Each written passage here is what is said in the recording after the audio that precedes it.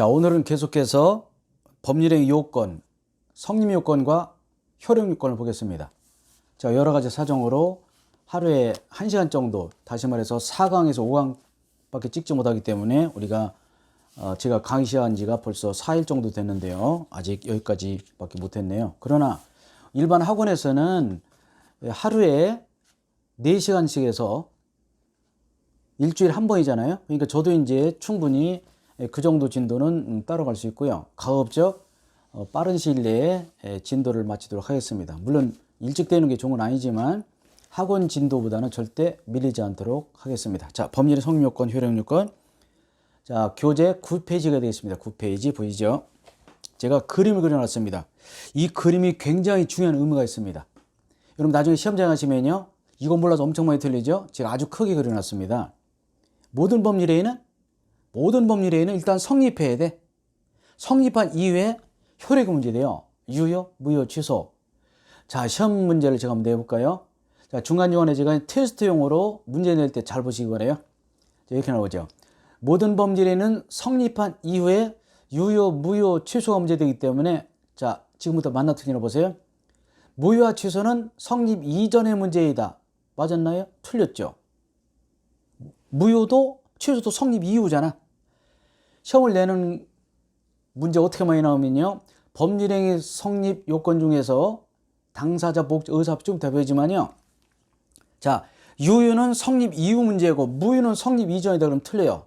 무조건 성립한 이후에 유효, 무효, 취소 문제 되죠. 물론 요건은 좀 이따 배울 겁니다만은 모든 법률에는 성립하여야 유효, 무효, 취소, 다시 말해서 성립한 이후에 효력 발생이 문제된다는 거 예를 하나만 들을게요.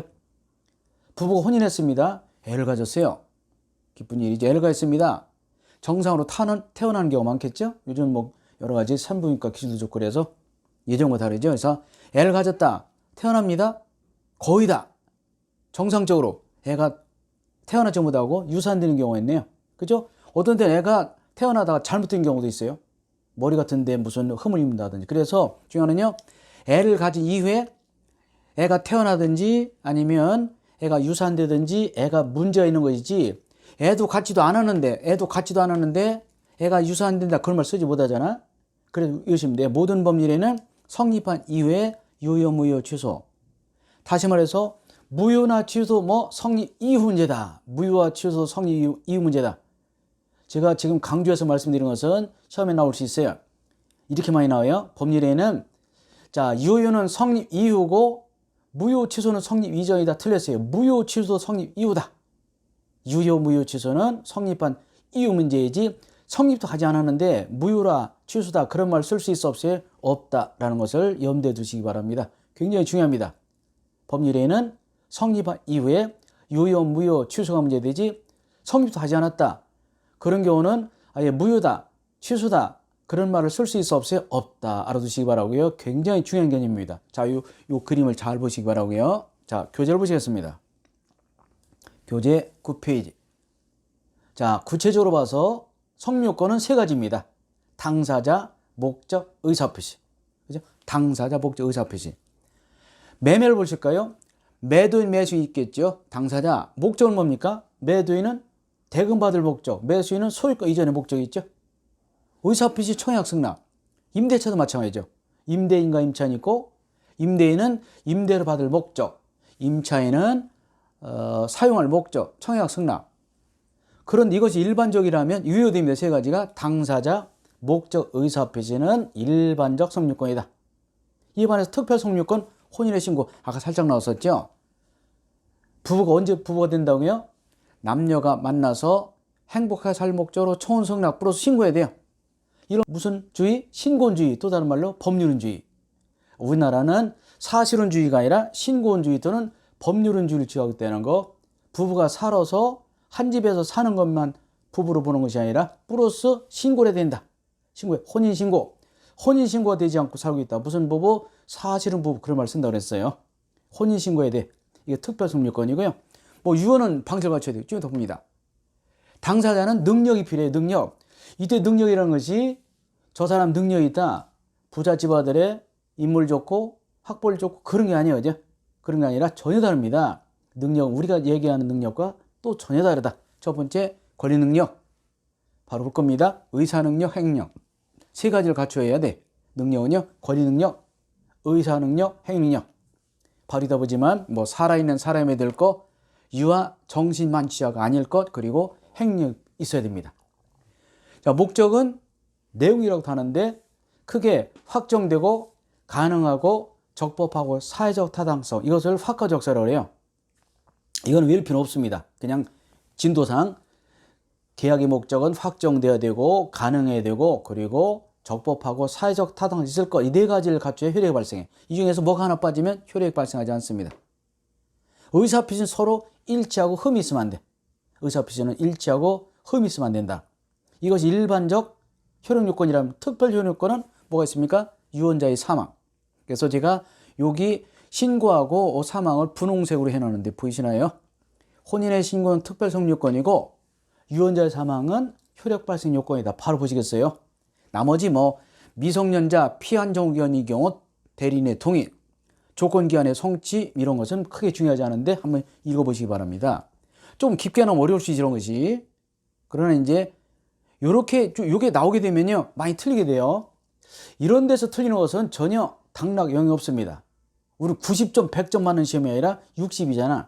그래서 빨리 합격하시는 방법은 시험에 잘 나오는 거, 꼭 나오는 거 집중적으로 외우시고 약간 삐진 거, 잘 나오지 않은 것은 그냥 대충 보시면 돼요. 그러면 이게 강약을 둬서 중요한 거, 잘 나오는 거 집중적으로 보시고 뭐 중요하지 않은 것은 대충 보시면 어느 정도 맞출 수 있고 모르면 찍으면 돼요. 그걸 40문제를 다 내가 공부해서 맞추겠다. 그럼 무리입니다. 무리고요. 몸에 병납니다. 진짜. 너무 스트레스 받으면 안 돼요. 그래서 그냥 자연스럽게 난 합격할 수 있다 라는 생각하시면서 차근차근 보시면 됩니다. 요 내용 그렇고요. 그래서 요 혼인의 신고와 특별 성립요건 그리고 유언자의 사망의 특별 효력요건이다. 모든 법률에는 당사자가 있고 목적이 있고 의사표시가 있어야 성립하고 당사자는 능력 세 가지 갖추고 목적은 확가적사, 확정, 가능, 적법, 사회적 타당성이 있고 의사표시가 일치하고 흠이 없어야 한다. 이에 더하여 혼인은 신고가 필요하고 유언은 사망한 경우에 효력 발생한다라고 보시면 되겠습니다. 자, 다음 내용 보시겠습니다. 사실은 나왔죠? 사실은 우리가 첫날 말씀드렸지만 사실은 시험법이 아니잖아.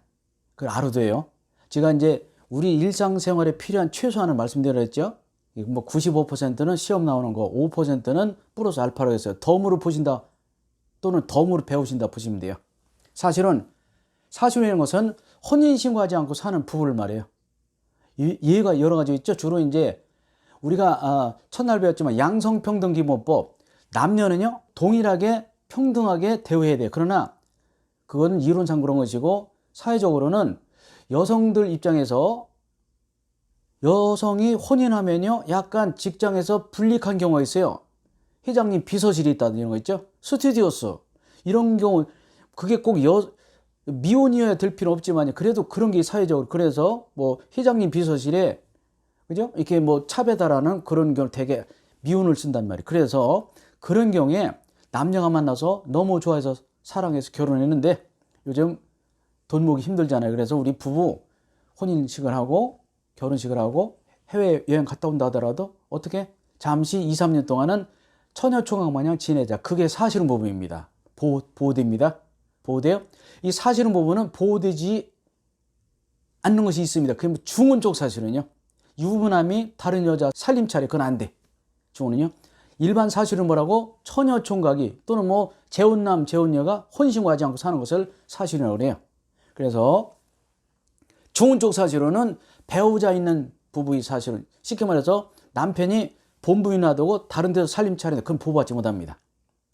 그런데 사실로는요 일반 혼인과 똑같이 보호돼요. 뭐라 해서 제가 보호 의무 정지 의무 있습니다. 그러나 결정적 의미 상속이 안 돼요.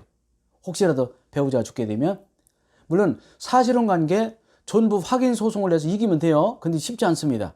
쉽지 않아요. 그러니까 남녀가 그냥 둘이 살다가 갑자기 애도 없이 부인이 죽는다든지 신랑이 죽게 되면 그건 끝나는 경우가 많아. 그래서 왜냐면 상속을 받으려면 상속 순위에 올라가 있어야 돼요.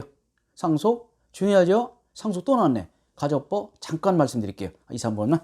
자, 피상속, 이거 돌아가신 분을 말합니다. 돌아가신 분의 직계비속과 배우자가 1순위야.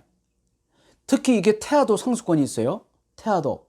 엄마 뱃속에 있는 애도 유복자라고 하죠. 아버지가 돌아가셨다. 그 경우는 상속권이 있어요. 태아도. 그래서 이 배우자는 아들, 딸 직계비속과 공동으로 상속할 수 있고, 직계비속이 없죠? 그럼 배우자는 직계존속하고 공동 상속할 수 있어요.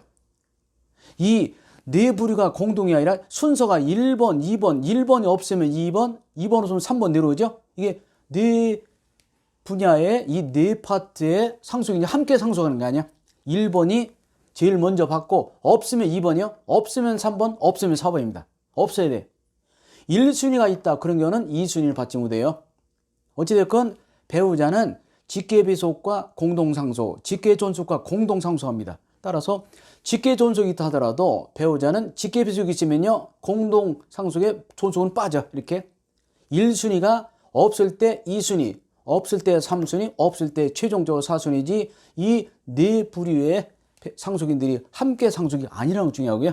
순위는 직계비속과 배우자가 있으면 둘 다 1순위, 이 직계비속이 없으면 배우자는 직계존속과 1순위, 둘 다 없으면 형제자매가, 그리고 그마저 없으면 사촌 이내의 판결적이 공동 상속합니다. 이렇게 됐고요.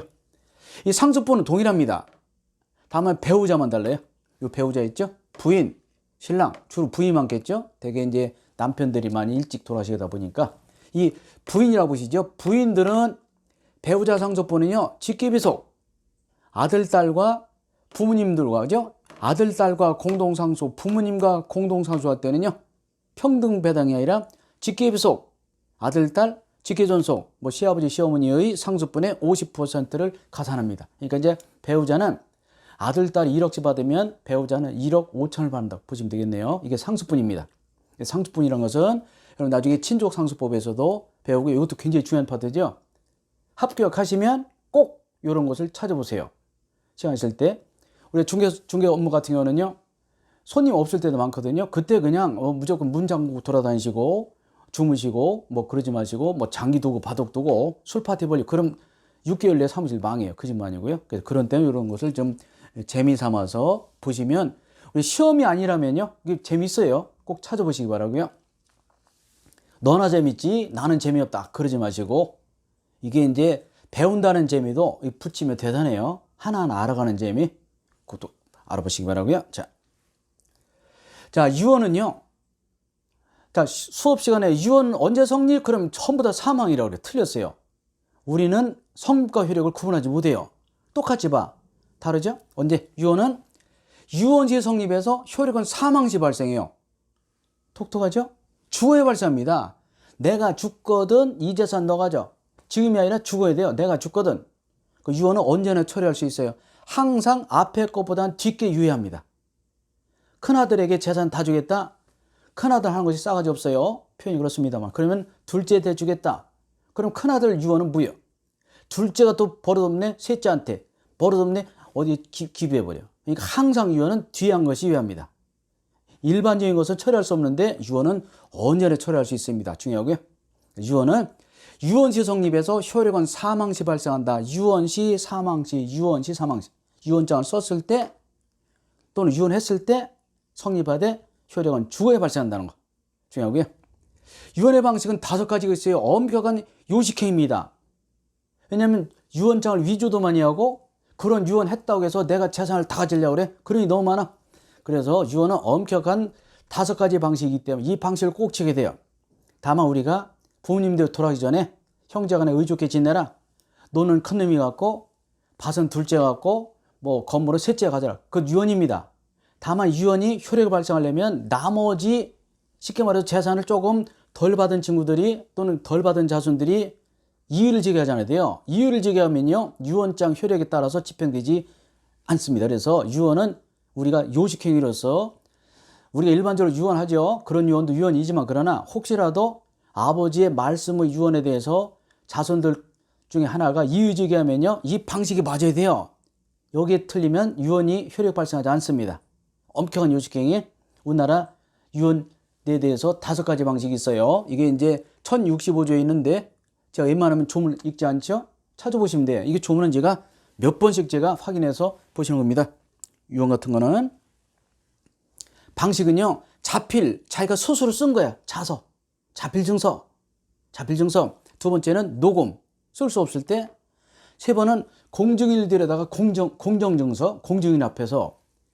네 번째는 비밀증서, 내가 유언장을 자필 쓰지 않다 하더라도 써가지고요, 봉함하는 거, 봉함. 그리고 다섯 번째가 구수증서, 급할 때, 질병 등 사유로 급할 때는요, 말로 하는 게 있어요, 급할 때. 그래서 유언은 자필증서, 공정증서, 녹음증서, 비밀증서, 구수증서의 5가지 방식이 있다는 거 알아두시고, 이게 굉장히 중요합니다. 요즘 형제간에 분쟁이 많을 때 여기 봐줘야 돼요. 그래서 아버지가 재산이 많다 이런 경우는 정신이 말짱할 때, 힘이 있을 때 유언하시면 돼요. 그래도 언제든 처리할 수 있어요. 독특합니다.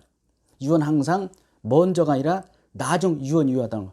나중 유언, 언제나 처리할 수 있고, 유언은 성립은 유언 시에 효력은 사망 시 발생한다는 것을 꼭 알아두시기 바랍니다. 굉장히 중요합니다.